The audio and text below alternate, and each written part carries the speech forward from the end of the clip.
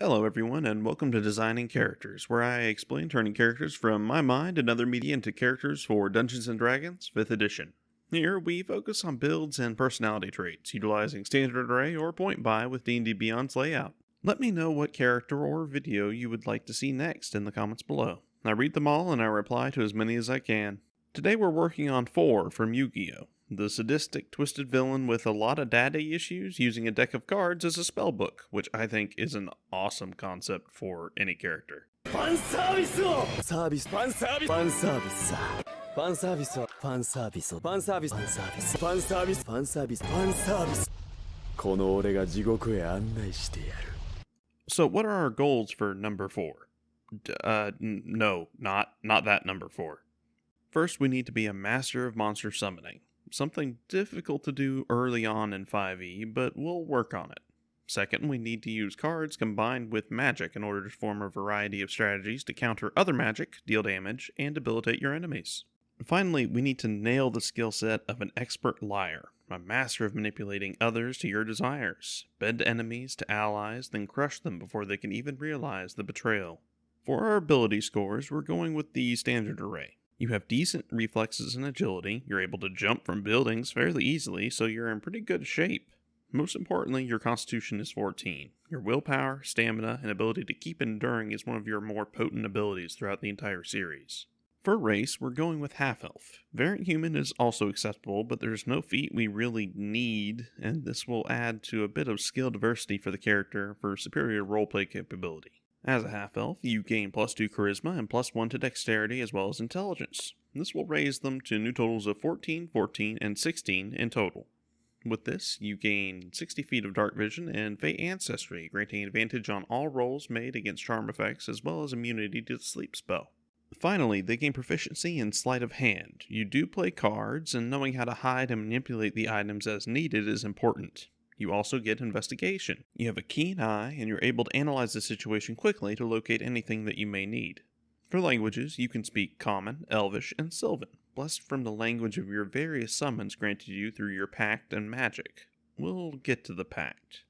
Now for background, you were raised in a wealthy family of chemists and scientists that held significant political sway. Focusing on merchants and guilds, you were welcomed into such a guild focusing on your specialties in alchemy and the arcane.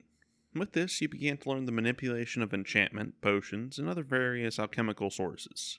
As you grew, you began to endure abuse from your family, slowly twisting you into someone different, darker, angry, manipulative, and sadistic.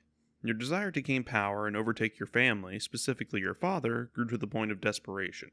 Turning to magic, your education shifted into the arcane, and with intensive research and a desire for a quicker path, you heard a cackling voice. A voice that offered power, chaos, and the ability to bend others to your will. Eager for power, you agreed, and so your pact with the resident of the Feydark began. A deck of playing cards engraved with runes appearing in your hand, and a sudden searing pain as a glowing pink insignia burned itself into the flesh of your hand. Using this as a loose basis, we're going with a variant guild artisan background. This grants you proficiency in insight and perception, helping to continue playing on your observational capabilities, as well as a playing card set and alchemical supplies for your tools. This grants you the background feature Guild Membership for a variety of benefits anytime you stop by a shop or guild connected to your family's network. Now moving on to class, we're going Warlock to begin. Warlocks have a D8 hit die, proficiency in light armor, simple weapons, as well as wisdom and charisma saving throws. With this, you also become proficient in the skills Arcana and Intimidation, beginning to dip in your social capabilities as well as the skills acquired through your intense study of magic for power. Next, you gain an otherworldly patron. In this instance, we're going with the Archfey, specifically one that resides in the Feydark named Numbers. This provides the Fey Presence ability, allowing you to either charm or frighten anyone within 10 feet of you using your supernatural charisma to either cow others into fearing your real face or lowering their guard in front of your mask. Finally, you acquire Pact Magic. This provides you with 2 cantrips and 2 first-level spells. Take Friends and Eldritch Blast, representing your natural charm to lower another's guard, as well as your first spell card drawn to inflict a chaotic blast of damage directly at your opponent's life points.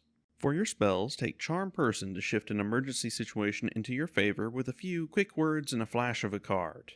Along with this, take Fairy Fire to cast a Flaming Hell Curse instead of a Blessing, and target your enemy instead of yourself, thus giving them a very bad time while glowing, making them very easy to hit with your spell attacks. Second level Warlocks gain Eldritch Invocations. Take Beguiling Influence for proficiency in Deception and Persuasion, as well as Shadow Armor to essentially cast Mage Armor on yourself 24/7. Since you just wear simple clothing, this should help keep you alive just a bit longer. You also gain an additional spell. Take Armor of Agathis and flip a card for a sudden gimmick box, forming an armor of crystallized force around your body that shatters when struck, guarding you from damage at the last minute. Now at 3rd level, we're switching over to Wizard, where we'll be staying. Wizards have a d6 hit die and gain Arcane Recovery, allowing them to regain some of their Wizard spell slots on a short rest alongside the recovery of their Warlock spell slots. Wizards also gain Spellcasting, learning 3 cantrips and 5 spells while preparing 4. Now, as Wizards, you can basically use any of these spells. I'm only going to focus on the spells that you can prepare for the sake of simplicity. For your cantrips, take Message for a short-range walkie to communicate with your allies, Minor Illusion for a variety of effects to assist in your lies and intimidation, and finally, Toll the Dead for a maniacal laugh as a burst of sound assaults your enemy with a flip of a card, demoralizing and injuring them. For your 4 spells, prepare Find Familiar and flip a card to summon your first creature as a small gimmick puppet of little use in battle, but excellent for scouting and just messing with others. You also prepare Absorb Elements and Shield, representing the full, proper usage of your gimmick box to deflect incoming attacks and nullify damage. For your final spell, prepare Catapult, and flip a card to bend space, causing a spell effect to fly towards an opponent and send them flying or send something else flying into them instead. And that was a confusing way to say it. It's a weak telekinesis spell. It's not really that complicated. 2nd level wizards can become Conjuration Wizards, specializing in your future monster summoning, making it easier to inscribe your cards with conjuration spells, as well as granting the Minor Conjuration feature. This allows you to summon an item glowing a dim 5 feet of light for an hour to summon a weapon, card, or other item to trick or trip someone. You also gain a spell. Prepare Protection from Evil and Good to nullify the effects of other casters and monsters that attempt to target you, or your mind, in the midst of battle with a trap card. 3rd level wizards gain another spell. Prepare your first proper battle summon. Flip a card and summon forth a Dust Devil, causing the air to stir and swirl into a crackling, Fey-Dark-tinged elemental puppet. 4th level wizards gain a feat. Take Resilient in Constitution to bump your score to a new total of 15 and grant proficiency in Constitution saving throws, important for your concentration checks as your summons begin to increase. You also gain an additional cantrip and spell. Prepare Firebolt to flip a card and release an explosion of Fey-Dark twisted purple flames, and Suggestion as a last-minute solution for a situation turning very sour. Use it to change the target's mind, tell them to drop their cards or other weapons if they're a different kind of duelist, and walk away. 5th level wizards gain another spell. Prepare Summon Shadow Spawn and flip a card, causing a sudden manifestation of a twisted amalgamation of the Dark Fae and Shadowfell combined into one twisted gimmick puppet to sick on your enemies. 6th level wizards gain Benign Transposition, allowing you to teleport 30 feet or even switch places with another target, such as your summon, to get out of range of an attacker. With this, you gain a spell. Prepare Counterspell and laugh as another caster tries to summon or use anything, and your Panic Shuffle activates, nullifying it completely. 7th level wizards gain a spell. Prepare Summon Greater Demon and unleash a variety of various gimmick puppet monsters as a swirling amalgamation of demon and dark fae entities upon your enemies. 8th level wizards gain +2 to their intelligence for a new total of 18. You're now able to prepare 2 more spells. Prepare Faithful Hound, and whenever you need to pause and rest, pull forth a summon to guard you while you sleep. As well, prepare Polymorph, allowing you to temporarily empower a creature that you choose, including yourself, into something new. Maybe a mimicry of one of your puppets. 9th level wizards gain a spell. Take Wall of Force and manipulate the environment into exactly what you need for the situation, nullifying the enemy's abilities to get to you or your monsters through an XYZ Coliseum. 10th level wizards gain Focus Conjuration, allowing you to no longer run the risk of your concentration breaking to maintain your summoning spells. This won't assist your other concentration spells, however. You also gain a new cantrip and spell. Take prestidigitation and ensure your looks are always flawless alongside a few other minor benefits. You also can prepare Cone of Cold for an explosion of devastating damage from the mouth of your summon as a gimmick vengeance. 11th level wizards gain a spell. Prepare Mental Prison and flip a card, trapping your target in a completely altered battlefield in which your summoned monsters burst forth to rend them apart, bending the battlefield into your favor.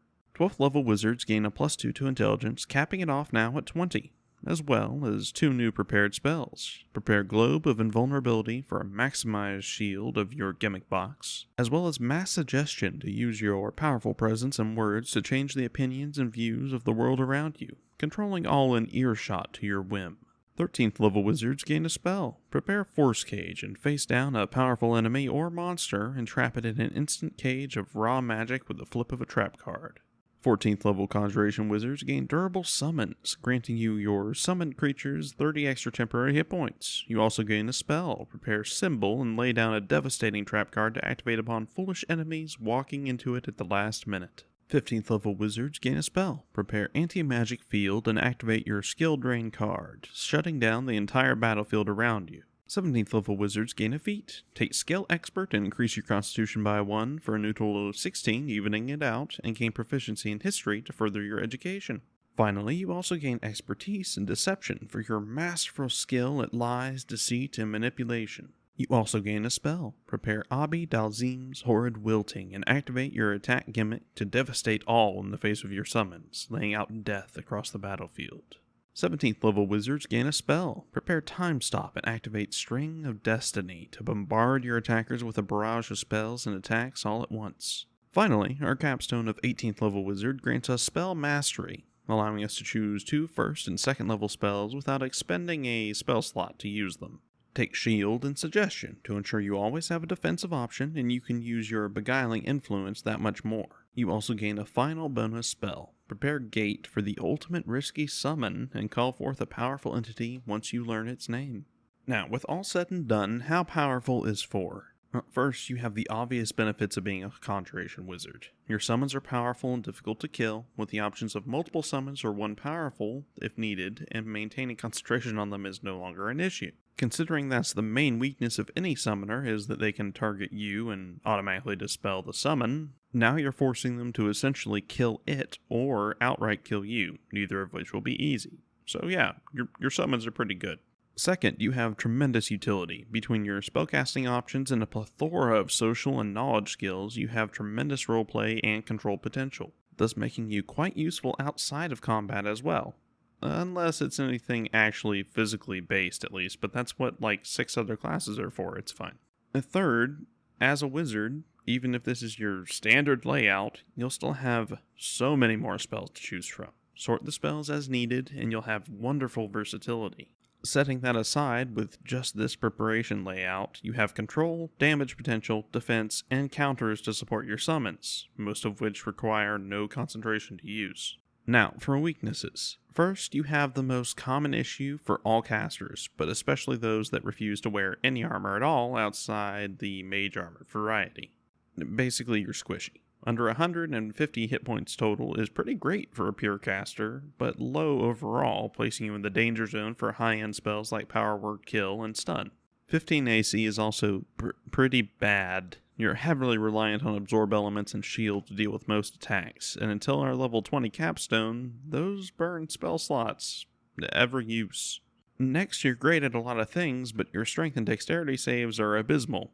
Meaning any physical altercation, grapple check, or the most common save in the game are basically guaranteed to hit you at full power. For a third, I guess, this spell layout can hinder you a bit due to it being so spread out. You have options for control, damage, and defense, but none of them are amazing, perfect solutions. Basically, you have the standard wizard problem of having a solution to many a problem, but not necessarily the best solution for every problem. But though it takes time, you do realize eventually you need others' actual, honest help. Focus on character development, evolve as a caster, rely on allies even if they may not really be your friends. You're a social master, make use of that so you can support a group properly without getting your own hands dirty. Maybe try not to stray too far down the dark path though. You may end up with a lot of regrets later in life. As always, thanks for watching, everyone. If you enjoyed the video, please drop it a like, subscribe for more, hit the little bell, and please leave a comment on anything you liked about the build or what video you'd like to see next. I am considering branching out away from just the build videos. Maybe some stuff on how to play D&D, basics of character creation, a lot of that, because apparently a lot of newbies to D&D are watching my videos lately. So, I don't know. Let me know if that sounds interesting to you. I'd like to be sure to thank all my patrons, but especially my Platinum patron, SBS. Your donations mean the world to me. If you'd like to join them, there's a link in the description below to my Patreon. Patrons get to vote on the videos that I do and have access to various variant rules, homebrew supplement systems, items, spells, and so forth there. You can also talk with my community in Discord to learn about my D&D supplements and a literal roleplay board that I run for my world. I'm also working towards hosting and DMing games of D&D on my Discord for my patrons, if that's of any interest as well. More than anything though, I'm just happy that you watched and spent your time on this video. Have an amazing day, everyone. Be safe. Love each other. Goodbye.